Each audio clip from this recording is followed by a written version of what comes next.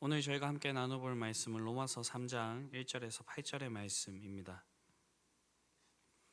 로마서 3장 1절에서 8절의 말씀을 저와 여러분들이 합독하여서 함께 나누어 보도록 하겠습니다. 그런즉 유대인의 나음이 무엇이며 할례의 유익이 무엇이냐? 범사에 많으니 우선은 그들이 하나님의 말씀을 맡았음이니라.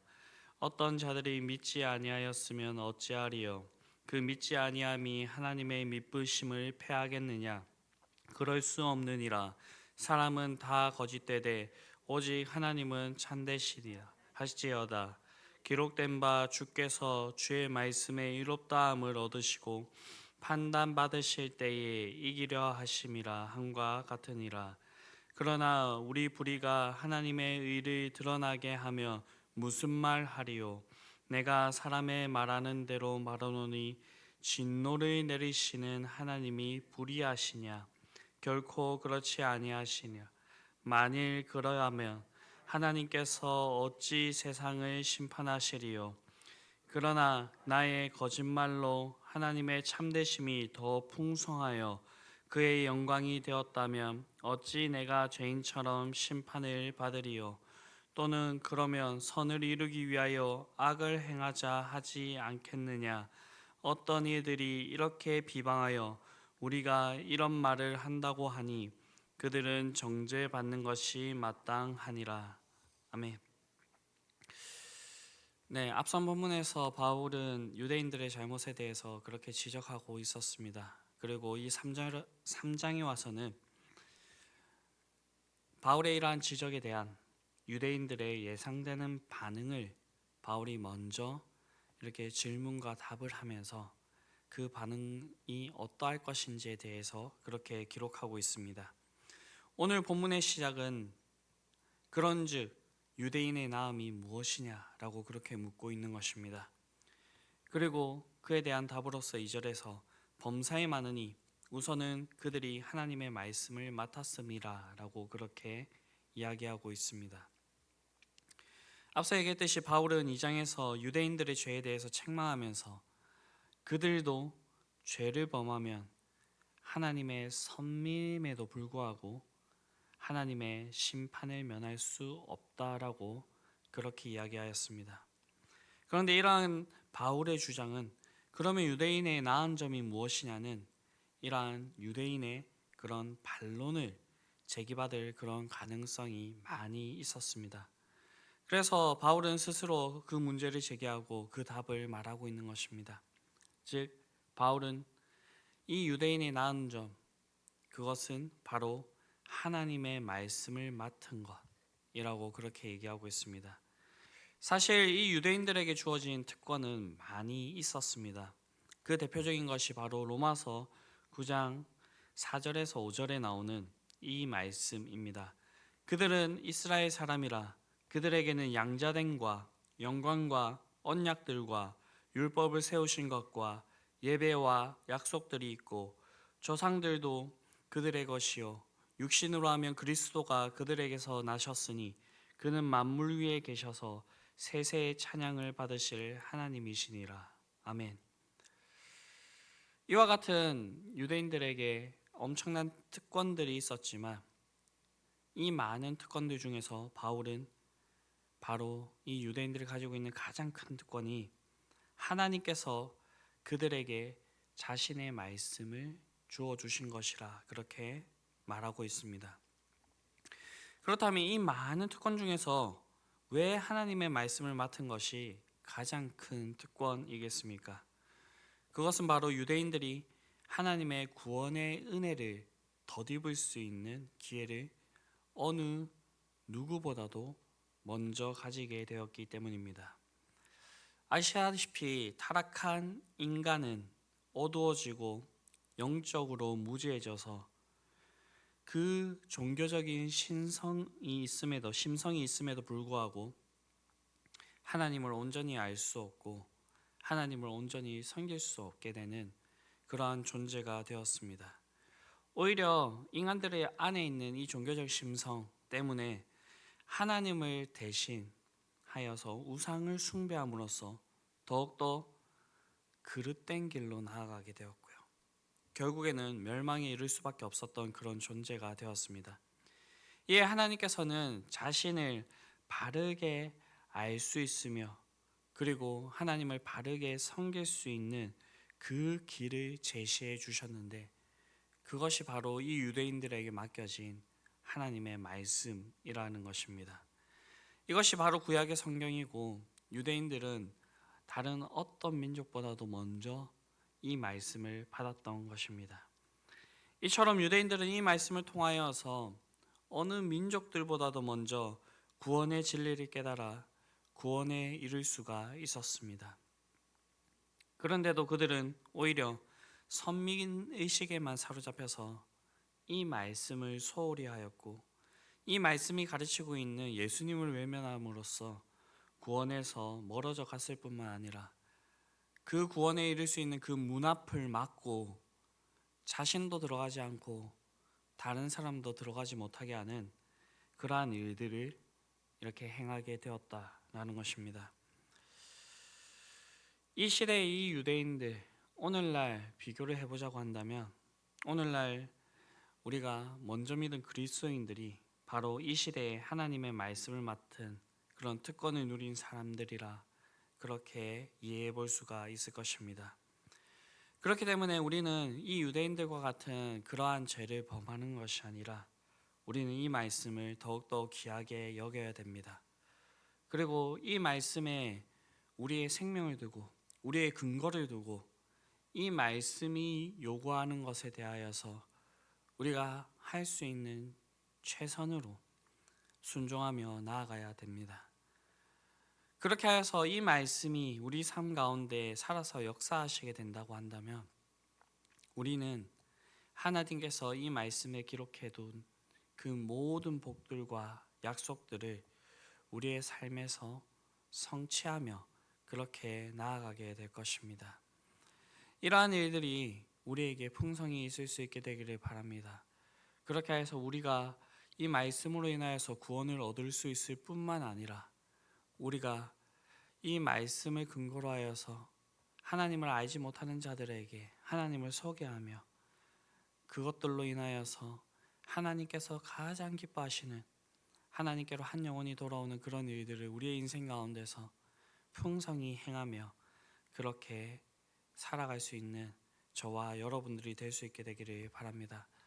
그렇게 하기 위하여서는 이 말씀을 통하여서 우리 자신의 그 본성이 어떠한지에 대해서 우리가 분명히 이해해야 됩니다.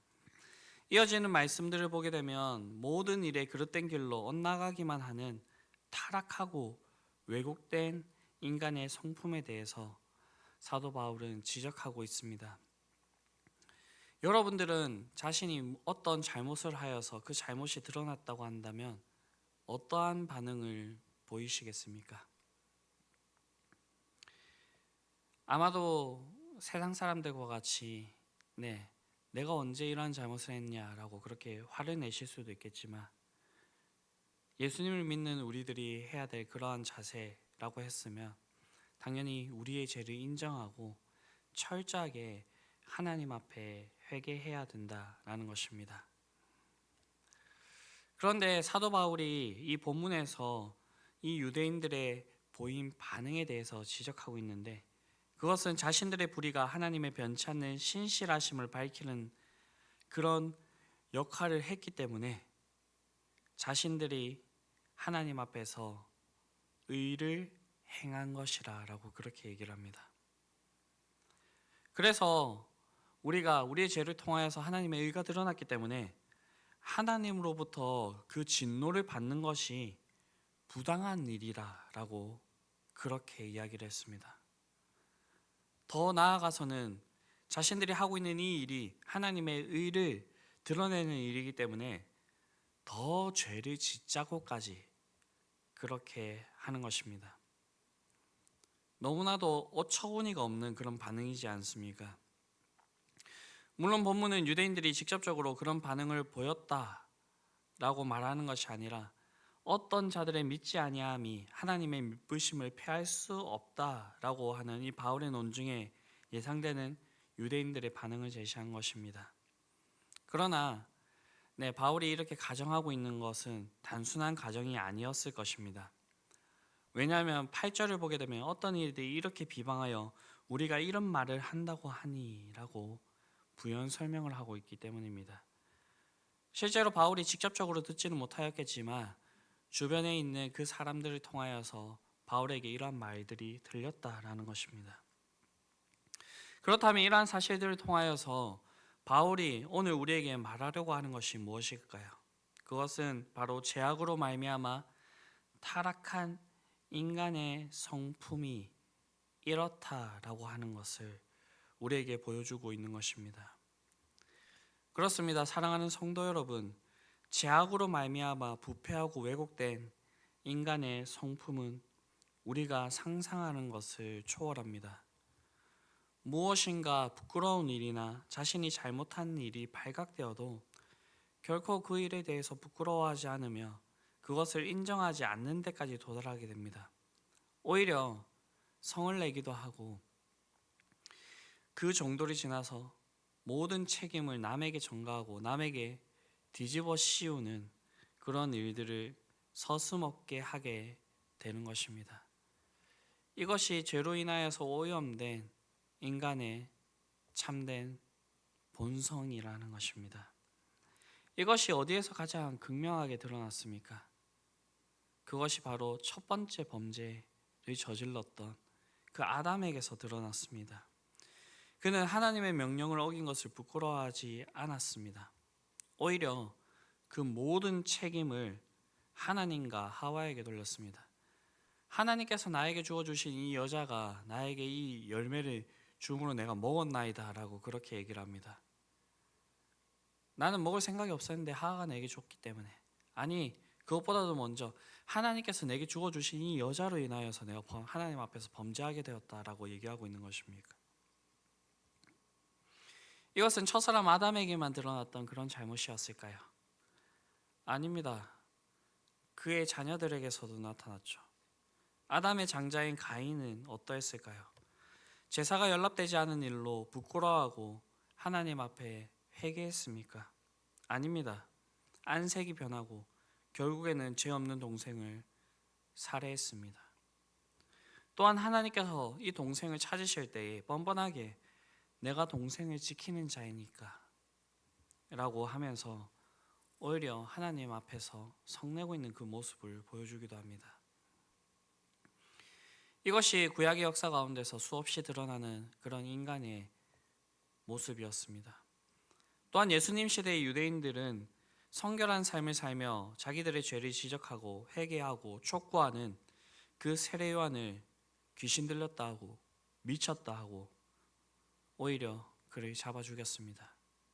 이것으로 만족하지 않고 심지어는 하나님의 아들이신 예수님마저 죄인으로 몰아 십자가에 못 박아 죽였습니다.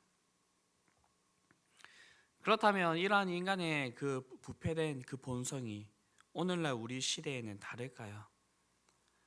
조금도 다르지 않을 것입니다. 옛말에 방귀 낀 놈이 성낸다라는 말이 있습니다. 이것을 사자성어로 바꿔보면 적반하장이라 할 수가 있겠습니다. 그리고 이 뜻을 가장 잘 드러내는 말이 도둑놈이 매를 든다라는 말입니다.